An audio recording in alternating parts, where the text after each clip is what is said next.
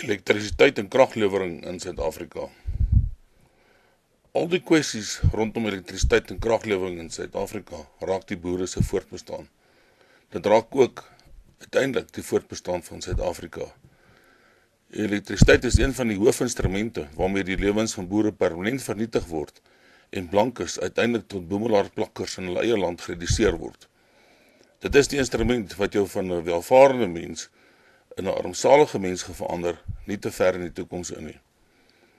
Alreeds daai eenvoudige ekonomiese projeksies daarop dat indien jy in die jaar 2009 sowat R1,500 aan krag per maand betaal het, dat jy in die jaar 2014 sowat R11.000 tot R15.000 per maand net aan munisipale rekenings gaan spandeer.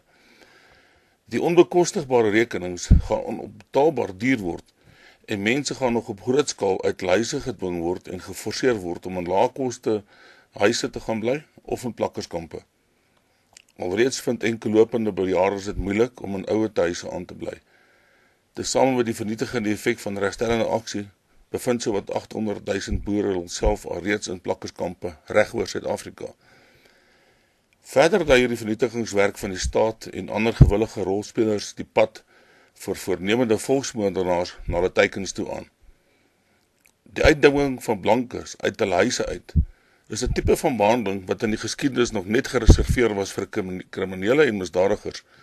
Meer sinister is dit in volksmoorde ook die teiken van die slagters dat die uitwissing maar kan begin. Dit was die geval met die Armeniërs in Turkye, in Vietnam, Kambodja, Servië, Darfur, Rwanda, Duitsland, Suid-Afrika in 1899, die Rusland se kulakke, China met hulle kulturele revolusie en ook alle ander volksmoorde en massaslachtings, was die teken dat die slagting maar kan begin, die uitsetting van mense uit gewone huise tot in plakkerskampe in. Nadat die boere eers in plakkerskampe ingedwing is en hulle verarm is as gevolg van die regstellende aksie, is daar die kwessie van algemene oorlewing. Kos gaan skaars wees in die resessie en nog meer in die derde wêreldland Suid-Afrika. Voedselsekuriteit in Suid-Afrika word al sedert 1994 stelselmatig ondermyn deur die regering. Onderste Poort en die landboukundige navorsing in Suid-Afrika het al honderde jare sy navorsingskundigheid verloor.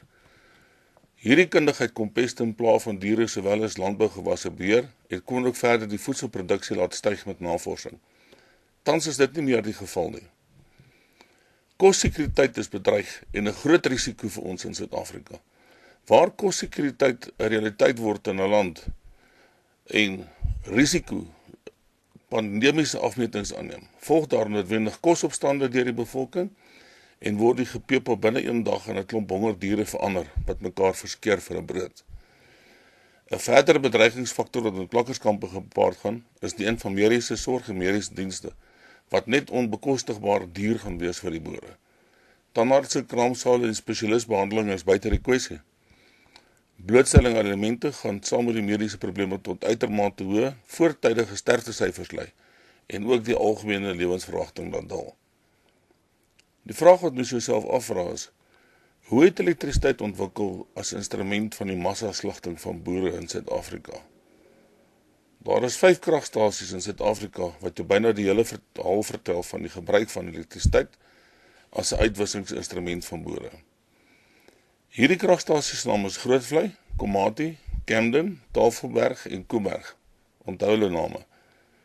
3 kragstasies, te wete Grootvlei, Camden en Komati, het elektrisiteit as 'n volksmoordinstrument ingelei.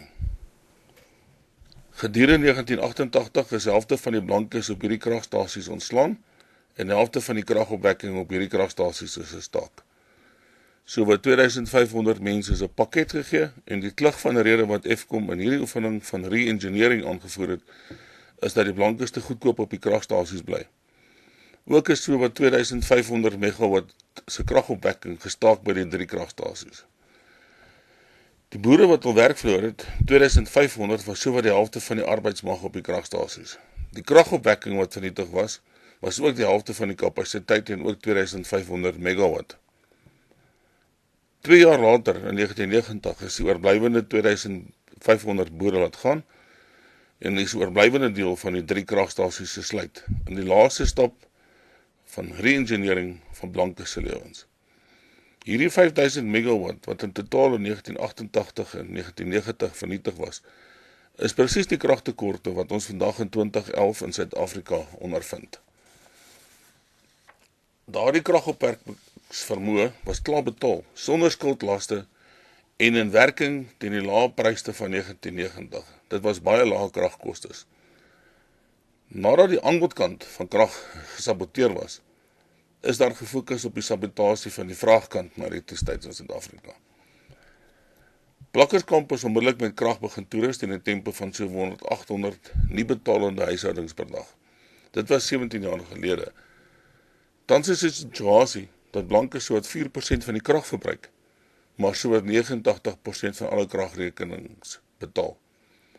By alle munisipaliteite reg deur die land word swart kragverbruikers as slegte skuld beskou en word die rekenings of afgeskryf of as slegte skuld verklaar. Geen invordering van kragrekenings van die swart bevolking vind plaas nie. Geen bestuur van die uitstaande skuld vind plaas nie.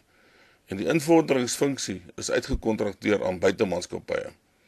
Hierdie regstellende aksie van buitemaatskappye vervolg glad nie die funksie nie en die stelsel is in chaos. Al stel die munisipaliteite nou dadelik opgeleide en bevoegde bestuurders aan, sal dit 2 jaar duur voordat daar enige verbetering intree. 100% van alle bestuurders in munisipaliteite is volgens hulle verslae en voorleggings aan die parlement onbevoeg om die werk te doen. In bykans 243 munisipaliteite is daar dispute verklaar deur inwoners met die munisipaliteite en word die fondse by die betrokke munisipaliteite deur die Nasionale Belastingbetalersunie geadministreer. Dit beteken dat die meerderheid van inwoners in die betrokke munisipaliteite nie hulle fondse aan die munisipaliteite oorbetaal nie, maar in trustrekenings inbetaal. Dit was stappe wat uit nood gebore was, omdat er in al hierdie betrokke munisipaliteite geen dienste meer gelewer was nie. Al meer en meer belastingbetalers vat die munisipaliteite hof toe, asook die stadsbestuurders en burgemeesters. Binnekort vind daar 'n massa betoging van blankes voor die Johannesburgse munisipaliteit se kantore plaas oor fiktiewe rekenings. As ons na elektrisiteit kyk, sien ons dat dit 'n instrument van massaslagting van boere in Suid-Afrika is. Elektrisiteit is 'n instrument waarmee die versnelde verarming van die boerevolk bewerkstellig word. Elektrisiteit is 'n instrument waarmee die eiendom van blankes gaan onteien word en aan swart ondersteuners van die ANC oorgedra word.